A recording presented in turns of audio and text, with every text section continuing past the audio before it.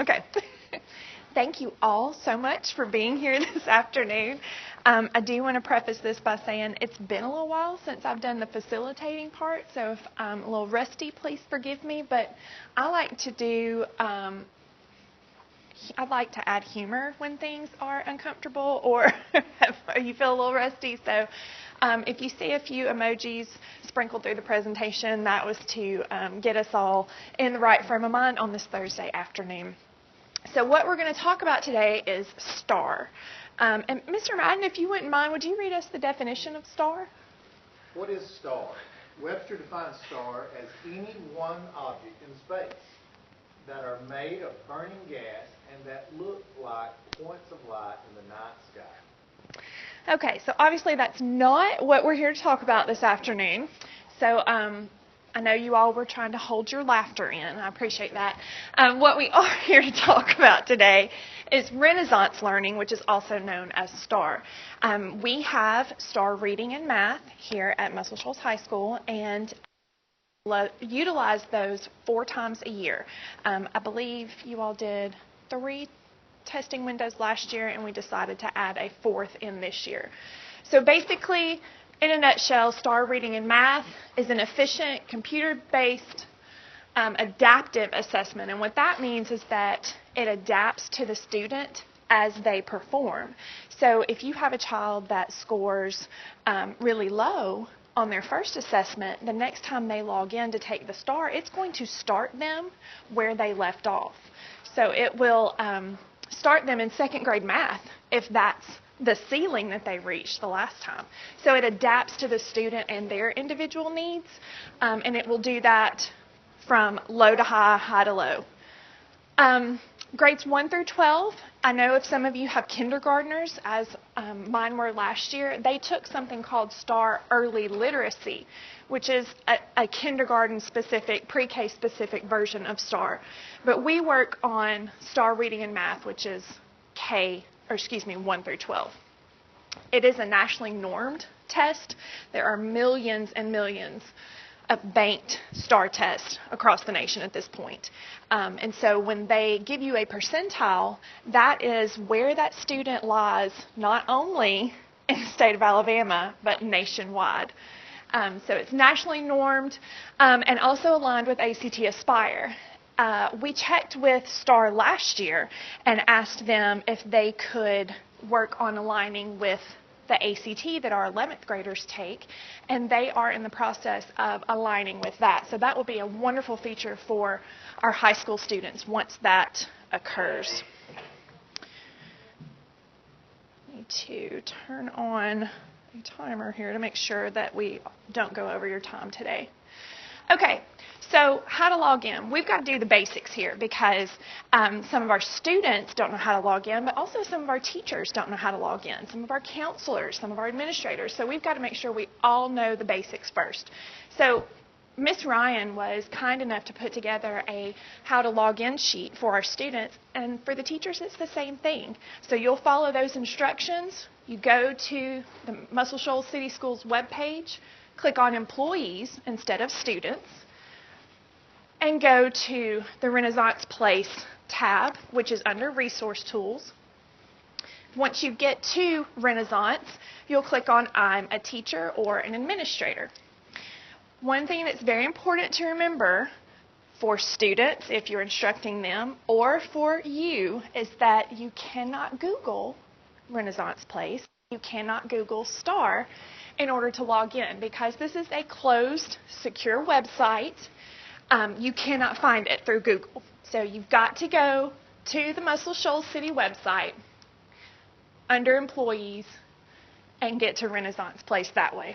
If you Google it, it's going to take you to some, I think I've found Kentucky's STAR website before. It'll take you to some unknown location. So that's how you log in. That's the base. If you need to know your login, your username or your password, you can let myself know. You can let Miss Ryan know, and we can find those. Pull that up in STAR and provide that for you. Very simple. Okay, so now we're logged in. Now what? Let me pull up. Well, First of all, let me say, we're going to look at basics, logging in, vocabulary that you'll see in reports, and then we're going to look at 2 specific reports for our students. So we're not going to try to eat the whole elephant here, one bite at a time. So logging in, vocabulary, and then 2 student-specific reports. Okay. If you go to Renaissance Place, and as you guys are logging in, yours will look a little bit different because of your rights in STAR. But if there's ever anything that you want access to that you can't get to, let me know. If you can't get to the report, I can, and I'll be happy to provide that to you. So this is what it should look like, or some form of this. You may only have reading, you may only have math, but this is what it should look like. In your handouts, you have a score definition sheet, and I did those for reading and math, and there are a little bit of differences when you're looking at score definitions for reading and math. So my math teachers look at the STAR math score definitions. My reading teachers, you have STAR reading score definitions. And reading is everyone, so if you are a science, social studies elective, please make sure that you refer to both of those, because it's everyone's job to get our students reading at the level where they should be. Okay, so we're not going to go through every one of these definitions, but I do want to point out to you a couple of very important definitions when you are looking at STAR reports. And things to keep in mind. We don't need to know what the NCE is when we're looking at STAR reports. The ZPD, let me give you some more acronyms in education because we don't have enough, right? The ORF, that is only reported for grades 1 through 4. So when you see ORF, you don't need to worry with it. So we're not going to talk about what it means. But if you are curious, it is on this sheet of paper. So you're welcome to write on these handouts. They are for you. But if you'll look, I want you to mark scaled score before you don't see. Let's pull that back up. We're going to mark 4 of them. Scaled score, percentile rank, student growth percentile, or SGP, and grade equivalent.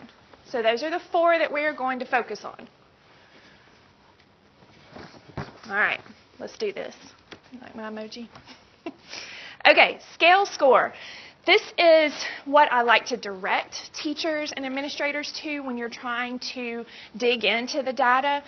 Your scale score is based on a score of 0 to 1,400, and that's true for math or reading. 1,400 is the top-out score.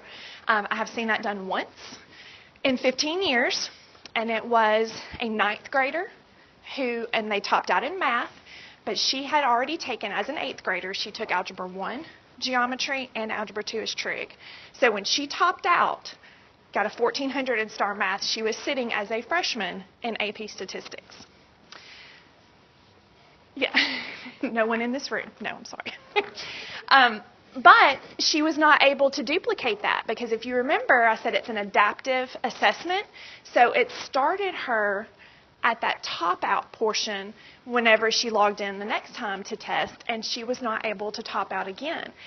So it helps growth and challenging students of all levels, your highs especially. Okay, so put a star beside that scale score or circle it, draw you a smiley face, whatever you want to do, but that's what I encourage you to focus on. And a scaled score will also be it's called a rolling score. So if, for instance, an 800 is considered proficient on the test that our students just took, the test that they take in November, an 800 will no longer be proficient because they should have learned a lot of stuff between now and November, so they should be able to score higher in November. So, it may be an 860 that they have to achieve to be proficient. So not only does the test adapt, but the scale score and the proficiency levels will what's called roll with what they should be achieving. Your percentile rank, that goes back to that norm referenced. the fact that these tests are given nationwide, and they are looking at students that are in the first year, first month of 9th grade, 10th grade, 8th grade, whatever it may be. But your percentile rank gives you that percentile that student scored with all their like peers nationwide. Okay? So if they are in the 90th percentile, they scored equal or better than 90% of their like peers nationwide. Are there any questions on any of those? Percentile rank? Scale score is just based on the student. Percentile is based on other students. Very good. Yes, yes. Scaled score is their individual achievement, mastery level. Percentile rank is going to compare them with their like peers nationwide. Good question. So it's, like you said, if one of them scores an 800, and the next time they have to score a higher score, it's going to be able to determine if the teacher was challenging that child who maybe scored higher, and also challenging the ones that maybe scored lower if they move forward too. So it's kind of absolutely telltale for the teacher. Oh, it's great data for the teacher, especially something called that student growth percentile, or SGP. This is great data for the teacher because it takes the student where they are. So like you said, if they scored low or if they scored high, that student that scored the 1400, what are you doing to grow that student? And if you have a student that scored 800 and say that was in the 30th percentile, so obviously we want to see some growth. If they scored a 920 in the second, well, that's a big jump. What did their like peers do, and what kind of growth did they have? And STAR will give you a predictor line. After 3 assessments, it will give you a prediction line, and kind of let you as the teacher see if you are on track. And not just the teacher. Your takeaway today that I've given you is a handout for your students, for you to be able to sit down and conference with them and talk with them about their STAR score, to encourage them to take it as serious as possible, and to also chart their growth. So that's in your takeaway today. We'll talk about that a little bit more later. SGP, or student growth percentile, is something that we're going to talk about more in our next STAR session. It's a whole session in of itself. Okay, so we will go deeper into SGP in the next session. But I do want you to know the definition of it, mark it on your STAR definitions, because it is an important one. The last one is grade equivalent. And I include this because this is where your teachers, your administrators tend to look when they're looking at a student report and looking for that data and looking for that growth. But I want to caution you on grade equivalent. And that's why I had you put an asterisk or smiley face or something beside, beside your scale score, because grade equivalent can be deceiving. And the reason grade equivalent can be deceiving is because that is the student's frustration level. That's their ceiling, in other words. So as the the assessment gives them questions and sees what they know, once they miss so many on a certain grade level, it picks up, okay, this is their ceiling. And so that's what their grade equivalent is. That's not where they should be functioning every day in class. So if we see, for instance, 8.8 in reading, or we had today a 5.0 in math, that's their frustration level. That does not mean they can do 5th grade math day in, day out and get it correct. That means if they're tap out at 8.8, that's frustration level. Yes. Their everyday working level is going to be lower than that. Absolutely. And where they can see success. Absolutely. And you'll have, on one of the reports that we're going to look at today, right under grade equivalent, you have ZPD, which is called Zone of Proximal Development. And that's always going to appear lower than grade equivalent because that gives you their comfort zone and where they can work efficiently. Where grade equivalent, and we naturally go there as educators. We want to see, oh, what grade equivalent are they? Oh, well, my child is my kindergartner. Oh, my child's on a 1.4 grade equivalent. He's